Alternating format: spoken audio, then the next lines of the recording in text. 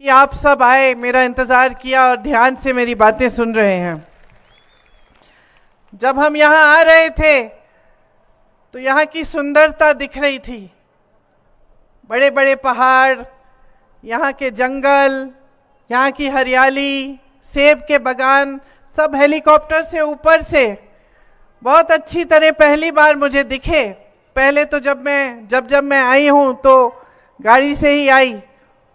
आज मैं देख रही थी कि कितनी सुंदर जगह है, और इसके साथ साथ हमारा जो हिमाचल प्रदेश है, यहाँ की एक सभ्यता है जो यहाँ की सुंदरता के साथ साथ चलती है, और जिससे पूरे देश ने, देश की राजनीति ने, देश के इतिहास ने, चाहे देश का आज़ादी का आंदोलन हो, सब ने बहुत सीखा है।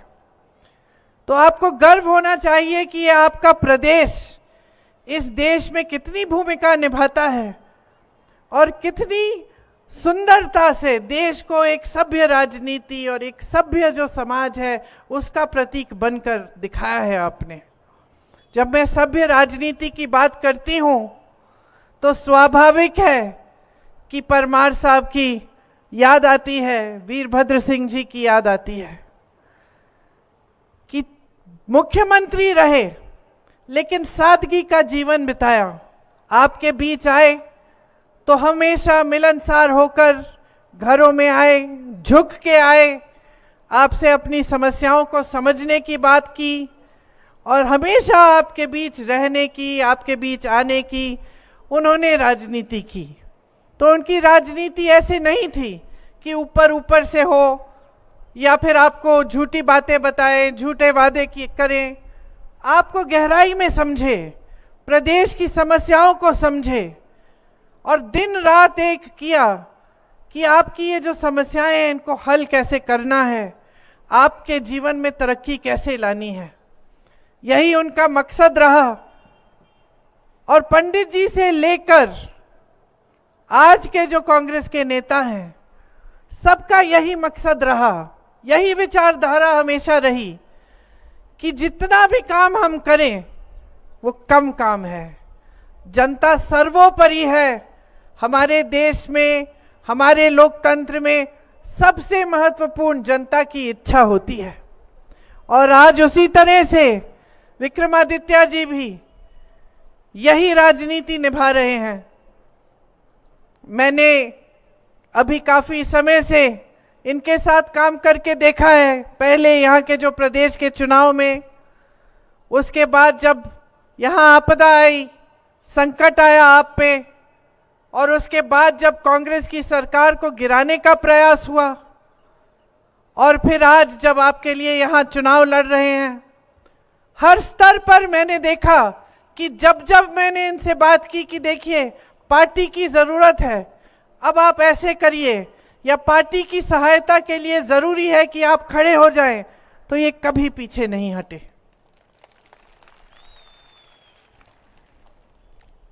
तो मेरे ख्याल से आज जब प्रत्याशी बन के खड़े हैं आपके सामने, तो ये उसी तरह से अपने सांसद बनने का जो कर्तव्य है वो निभाएंगे, पूरी निष्ठा से निभाएंगे, और हमेशा जैसे इन्होंने कहा आपके साथ खड़े रहेंगे। यहाँ पर्यटन का बड़ा कारोबार है और आपको बहुत पर्यटन के मौके मिलते हैं यहाँ पे मजबूती से, जब आपने कहा सुंदर जी, आपने कहा कि मजबूती से सबसे पहले पर्यटन का काम जब यहाँ शुरू किया गया तो पहले प्रधानमंत्री जवाहरलाल नेहरू जी के आने से हुआ, उससे यहाँ पे पर्यटक आने लगे, और यहाँ तरह तरह की ऐसे विकास के कार्य हुए जिनसे पर्यटन को मजबूती मिली, और आपके जो छोटे छोटे या बड़े भी कारोबार हैं उनको मजबूती मिली। अब हम चाहते हैं कि अगर केंद्र में हमारी सरकार आए तो हम इसको और भी मजबूत बनाएं, क्योंकि हमारी पूरी विचारधारा ये है कि जो छोटे और मध्यम वर्ग के जो कारोबार है, जो इंडस्ट्री है, उसको हम मजबूत बनाएं, क्योंकि हमारी समझ ये है कि सबसे ज़्यादा रोजगार इसी इंडस्ट्री से मिलती है जो छोटी और मध्यम होती है। और मोदी जी के पूरे कार्यकाल में रोजगार बनने का काम लगभग ठप हो गया। आज सबसे ज्यादा बेरोजगारी हमारे देश में आज है। 45 सालों में सबसे ज्यादा बेरोजगारी आज है। 70 करोड़ नौजवान बेरोजगार हैं। चाहे आप जितनी भी मेहनत से पढ़ाएं लिखाएं, शिक्षित करें, फिर भी बेरोजगारी पूरे देश भर में फैली हुई है। इसको दूर करने के लिए बहुत जरूरी है कि जो आज नीतियां भाजपा की सरकार बना रही है और जिस तरह से देश को चला रही है उसे बदला जाए, क्योंकि भाजपा की जो नीतियां हैं उन्होंने छोटे बिजनेस, छोटे कारोबारों को बहुत ही नुकसान दिया है। पहले नोटबंदी लाए, उसके बाद जीएसटी लाए, और आप खुद जानते हैं कि ये जो पर्यटन का भी आपका काम है वो जीएसटी से कितना इसका नुकसान हुआ है, कितनी दिक्कत हुई है। कोविड के समय जब पूरी दुनिया में महामारी थी तो पूरी दुनिया में पर्यटन कम हुआ, रुक गया लगभग। लोग डर रहे थे कि किस तरह से कहीं जाएंगे, बीमारी पड़ जाएगी, तो उससे भी बहुत नुकसान हुआ आपका। और उसके एकदम बाद मोदी जी ने आपकी सहायता करने के बजाय, आपको राहत पहुंचाने के बजाय जीएसटी थोप दी, तो जो पर्यटन का कार्य है वो कमजोर होने लगा। इसी तरह से पूरे देश भर में इनकी नीतियां यही रही हैं कि जो छोटे कारोबार हैं, जो मध्यम वर्ग के कारोबार हैं, उनको ये कमजोर कर रहे हैं और बड़े बड़े खरबपतियों को मजबूत कर रहे हैं।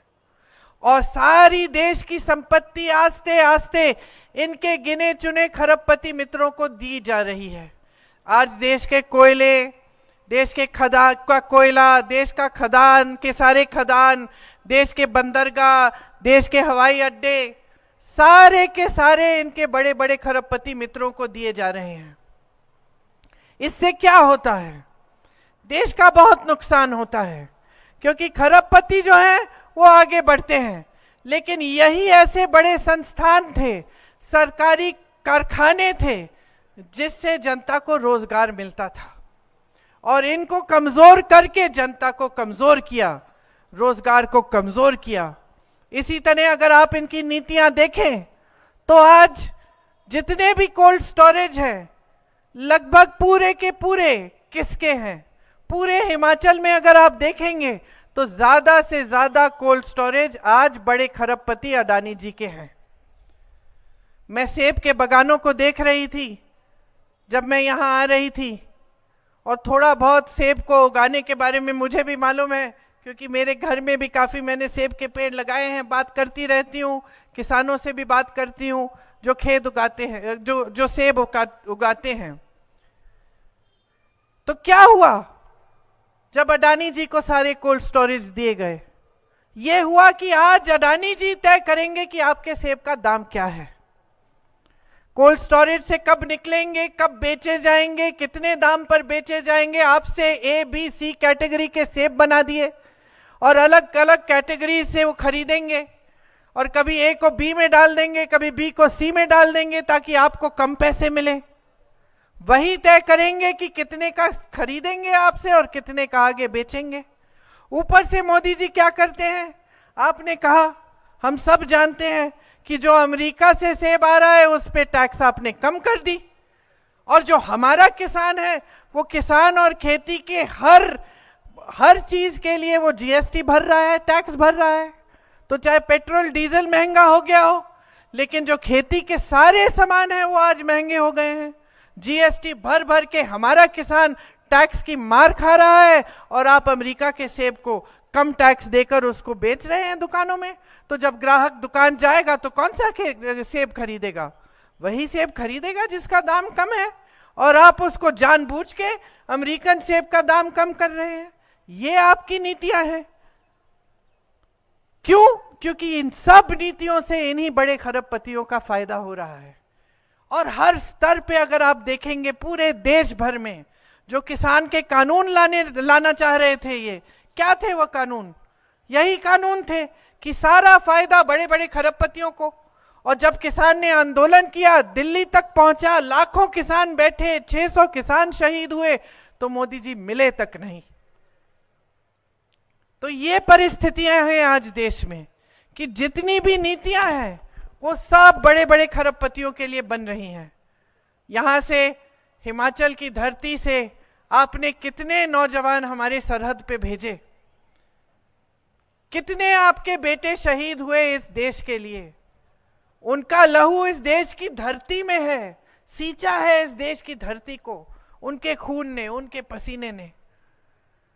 और आज मोदी जी की सरकार अग्निवीर जैसी स्कीम लाती है, जहां बेरोजगारी पहले से फैली है, जहां पे आप अपने बच्चों को सरहद पे भेजते हैं, आपके दिल में देशभक्ति की भावना होती है, उन बच्चों के दिल में देशभक्ति की भावना होती है कि कुछ हो जाए तो देश के लिए होगा, मैं जान देने के लिए तैयार हूं।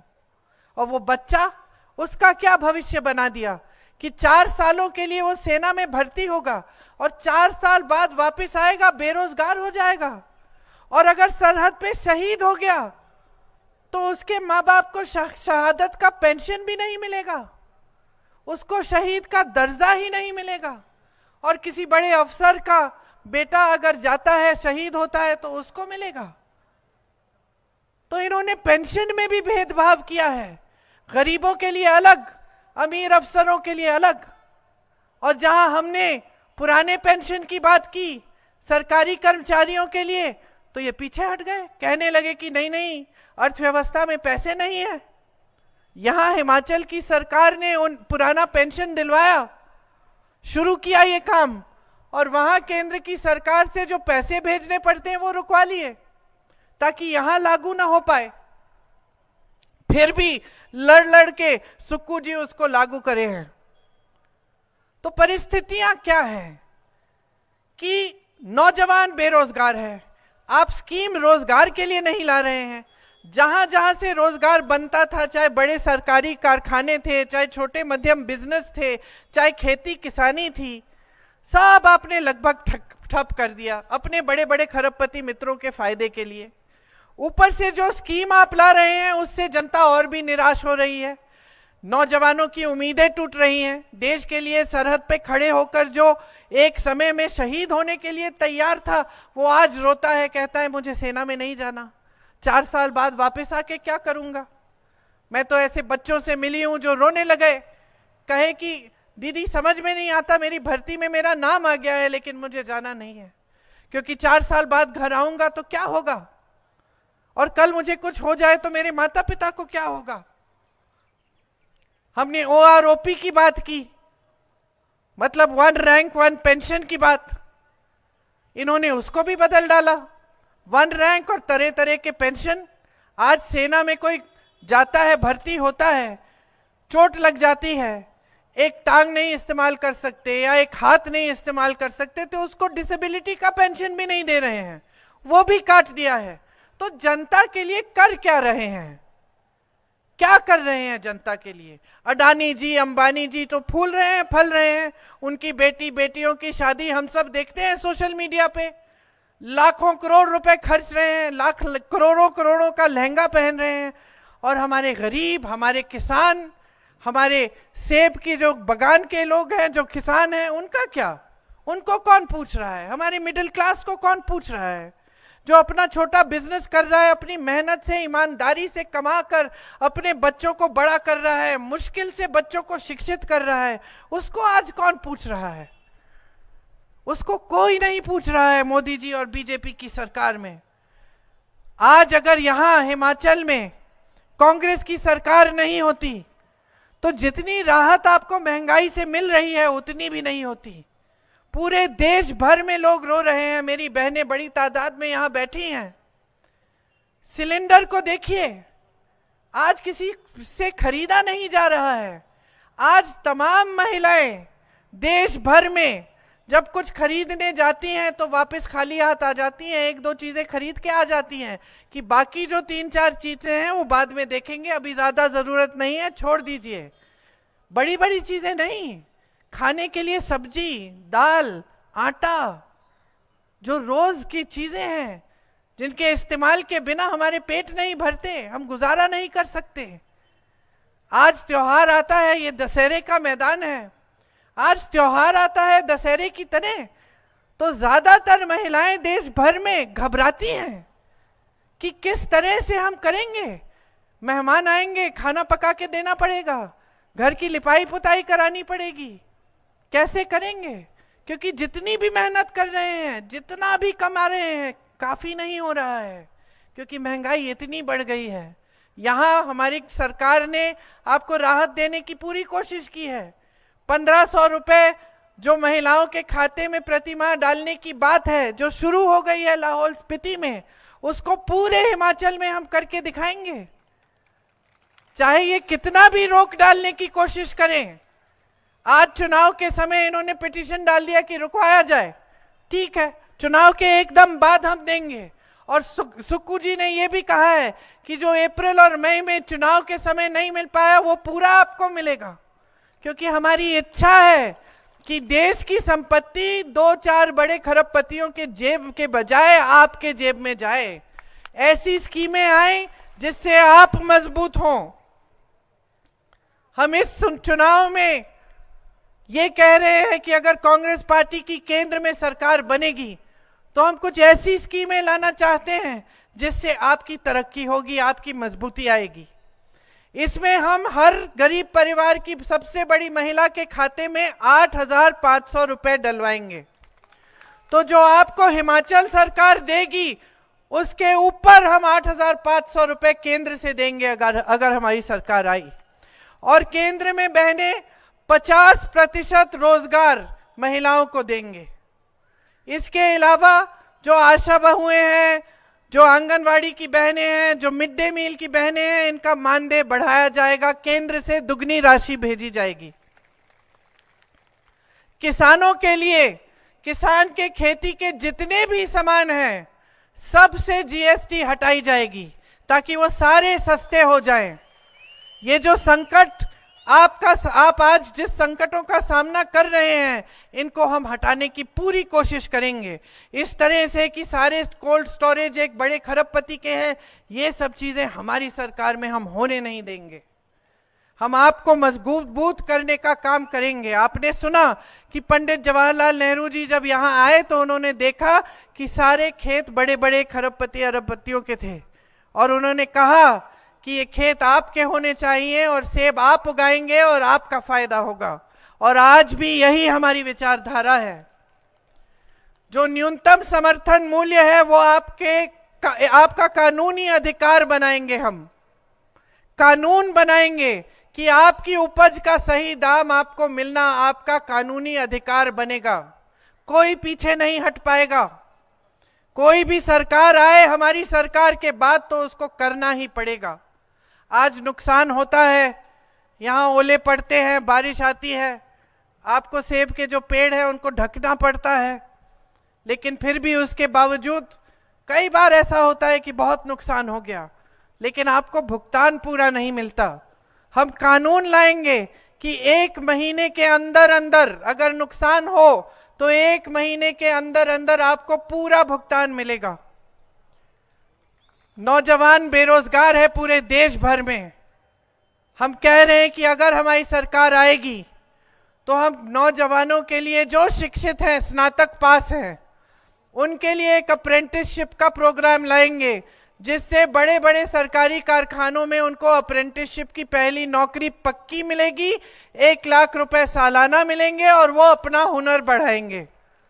आपके लिए जैसे हिमाचल सरकार ने एक स्टार्टअप फंड बनाया है, उसी तरह से केंद्र सरकार 5,000 करोड़ रुपए का फंड बनाएगी ताकि अगर कोई नौजवान लड़का या लड़की अपना छोटा कारोबार शुरू करना चाहे तो उसको सुविधा मिलेगी। आज मजदूरों का बहुत शोषण होता है।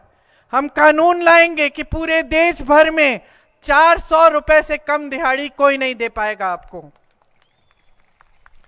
मनरेगा कांग्रेस पार्टी लाई थी आपकी मजबूती के लिए कि गांव में 100 दिन का रोजगार आपका अधिकार बनाया। इसी तरह से हम शहरों में भी मनरेगा लाएंगे ताकि आपका अधिकार बनेगा कि शहरों में भी आपको 100 दिन का पक्का रोजगार मिलेगा। और इसके साथ साथ जो गांव में मनरेगा है उसको मजबूत करने का पूरा काम हम करेंगे। यहाँ पे कांग्रेस के कार्यकाल में बहुत ऐसे कार्य हुए जिससे आपका लाभ हुआ। आपने रोहतांग टनल की बात की, कोई बात नहीं, अगर मेरी माताजी का नाम था, क्योंकि मेरी माताजी ने शिलान्यास किया था, अपने नाम हटा दिया, कोई बात नहीं, आपको टनल तो मिल गया। उस पे किसी का भी नाम हो, इससे हमें कोई फर्क नहीं पड़ता। आज मोदी जी का नाम है, कल किसी और का लगा लें। आपको टनल इसलिए मिला क्योंकि उनकी सोच थी कि यहाँ पे बनाना है और उन्होंने राशि भिजवाई इसके लिए। नेर चौक में ईएसआई हॉस्पिटल बनाया, मंडी में आईआईटी बनवाया, सिरमौर में आईआईएम बनवाया, सुंदरनगर में मेडिकल कॉलेज और इंजीनियरिंग कॉलेज बनवाया। और आपने कहा कि कुल्लू की मांग है, तो हमें इसको भी, अगर हमारी केंद्र की सरकार आएगी, इस मांग को हम पूरा करेंगे। कीरतपुर से मनाली की जो 4 लेन का जो प्रोजेक्ट 2012 में दिया था, उसका सिर्फ फर्स्ट फेज पूरा किया कांग्रेस ने, और तब से अटका हुआ है। उसको पूरा करने का काम हम कराएंगे जब हमारी केंद्र की सरकार आएगी। देखिए, जब मैंने सभ्य राजनीति की बात की और मैंने परमार जी की बात की, वीरभद्र जी की बात की, लेकिन मैंने ये नहीं कहा, और ये आपको समझना बहुत जरूरी है, कि आपने ही, जनता ने ही हिमाचल प्रदेश में इस राजनीति को स्थापित किया। तो आज भी जिस सरकार को आपने चुना, जो कांग्रेस की सरकार है, उसको जो आपने चुना, आपने फिर से यही राजनीति का मिसाल पूरे देश में दिखाया। यहां आपदा आई, आपके मुख्यमंत्री जी 24 घंटे आपके लिए उपलब्ध रहे। विक्रमादित्य जी, सुंदर ठाकुर जी, जितने भी मंत्री थे मंत्रालय के, वो सब जमीन पे आ गए, सबने मदद की, दिन रात काम किया। जहां पर्यटक फंसे थे वहां मदद की, जहां किसी के घर में शोक था वहां पहुंचे राहत पहुंचाने के लिए। किसी का घर बह गया, पाठशालाएं बह गई, बड़ी बड़ी सड़कें बह गई। और ये आपदा 1-2 दिन की आपदा नहीं थी, ये हफ्तों के लिए चली, और हफ्तों के लिए हमने पूरा प्रयास किया कि आप तक हम राहत पहुंचाएं, आपकी मदद करें, क्योंकि इतनी भयानक आपदा आई थी। ऐसा मेरे ख्याल से आपने प्रदेश में बहुत समय से देखा ही नहीं था, या हो सकता है कि पहले कभी इतना नहीं देखा होगा कि कितना नुकसान हुआ। और सिर्फ इमारतों का नुकसान नहीं, सड़कों का नुकसान नहीं, लेकिन ऐसे ऐसे परिवार जिसमें 3-4 सदस्य गुजर गए, बह गए पानी में। मैं किसी के घर गई थी शिमला में, वो सुबह सुबह उठकर, उनकी आदत थी कि सुबह सुबह उठकर सबको मंदिर ले जाते थे, पूरे परिवार को मंदिर ले गए, बच्चों को भी ले गए, और पूरा मंदिर बह गया। ऊपर से पहाड़ गिर गया, 5 सेकंड में पूरा मंदिर गया, सारे परिवार के सदस्य गुजर गए। तो इतनी बड़ी आपदा थी, इतना दुख झेला आपने, और हमारा कर्तव्य बना, कांग्रेस पार्टी के एक एक नेता, एक एक पदाधिकारी, एक एक कार्यकर्ता, एक एक मंत्री, कांग्रेस के मुख्यमंत्री जी, हमारा कर्तव्य था कि हम आपके बीच आए, क्योंकि यही है हमारी राजनीति, यही है हमारी विचारधारा। तो आपने हमारी असलियत देखी, हमारी सच्चाई देखी। यही समय होता है जीवन में, जब संकट आता है तभी पता चलता है कि सच्चा कौन है, झूठा कौन है। ये हमारे परिवारों में भी होता है, दोस्तों के साथ भी होता है। जब संकट आता है तभी हम सबको पता चलता है कि ये थे जो हमारे साथ खड़े रहे, और वो जो हमें छोड़ के चले गए। तो आपने आपदा के समय देखा कि आपके साथ कौन खड़ा था। और मैं ये नहीं कह रही हूं कि ये कोई बड़ी बात है, अगर मंत्रियों ने काम किया आपके लिए, अगर आपके बीच आए, अगर आपदा में राहत पहुंचाई, तो ये इनका कर्तव्य था। लेकिन मुझे खुशी है और गर्व है इस बात की कि अपना कर्तव्य समझे कि पूरी कांग्रेस पार्टी आपके साथ खड़ी हो गई। दूसरी तरफ आपने भाजपा की भी असलियत देखी, आपने उनकी सच्चाई देखी। मोदी जी कहते हैं ये उनका दूसरा घर है। अपने दूसरे घर में इतनी बड़ी आपदा आई, इतना संकट हुआ, इतनी चोट पहुंची, और आप इसे राष्ट्र आपदा ही नहीं घोषित कर रहे।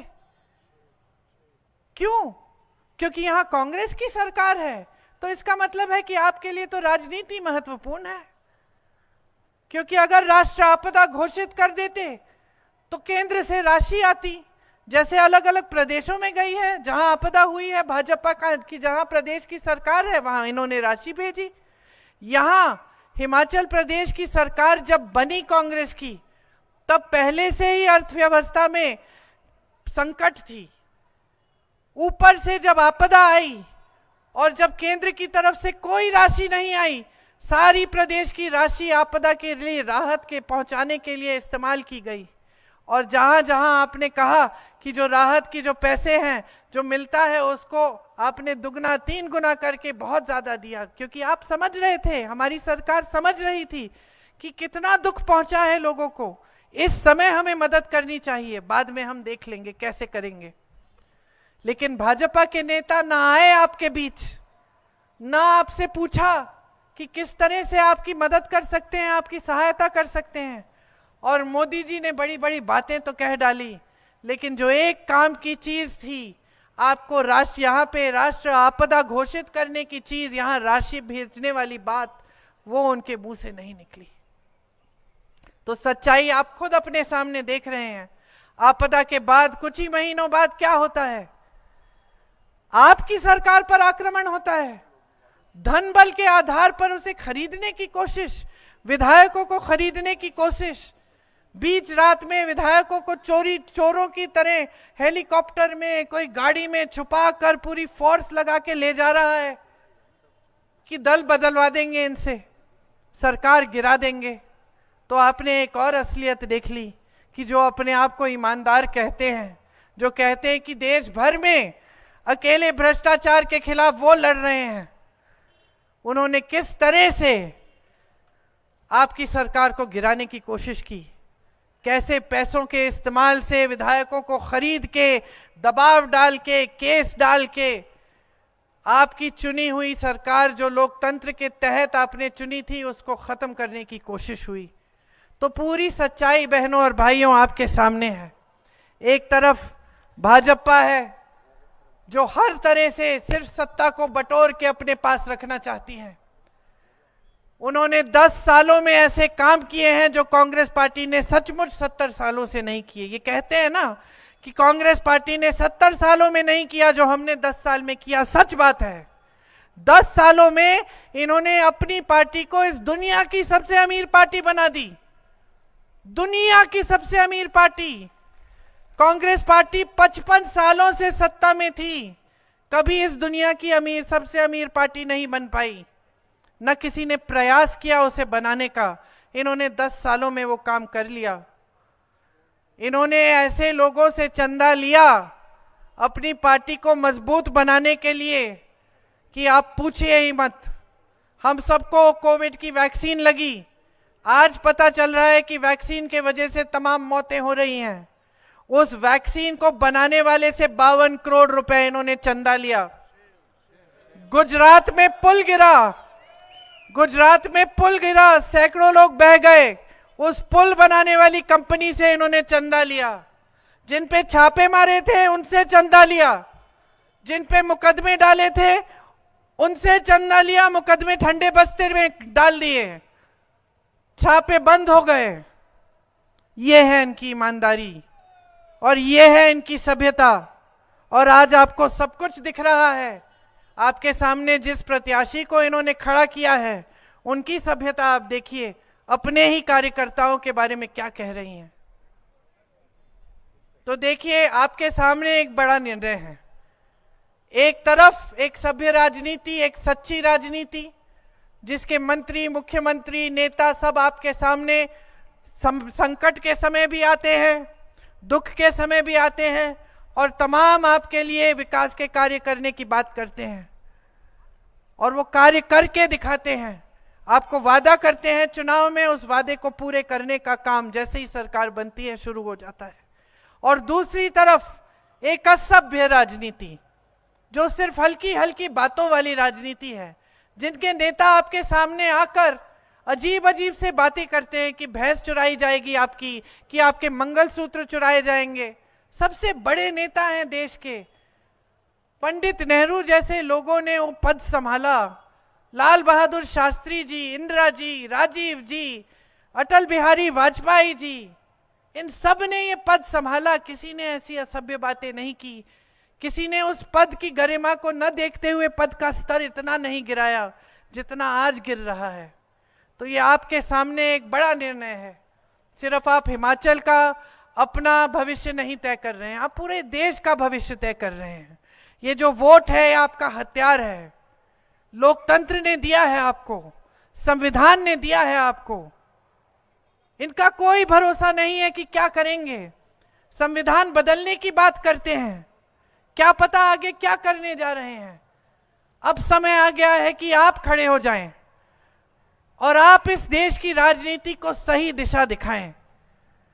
ये आपका सुंदर प्रदेश, ये आपकी सभ्यता, ये देवभूमि इसलिए कही जाती है क्योंकि सचमुच देवताओं की भूमि है।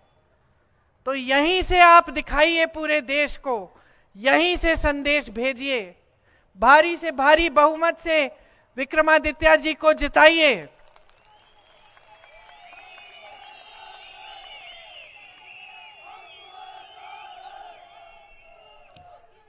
अपने भविष्य को मजबूत बनाइए।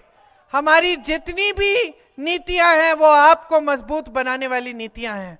हम चाहते हैं कि आप मजबूत बने, कि आप जागरूक बने, कि आप इस देश के लोकतंत्र को और भी शक्ति दें। ये हमारी विचारधारा हमेशा रही है और हमेशा के लिए रहेगी। आप सबने बहुत ध्यान से मेरी बातें सुनी, इसके लिए आपका बहुत बहुत धन्यवाद। जय हिंद।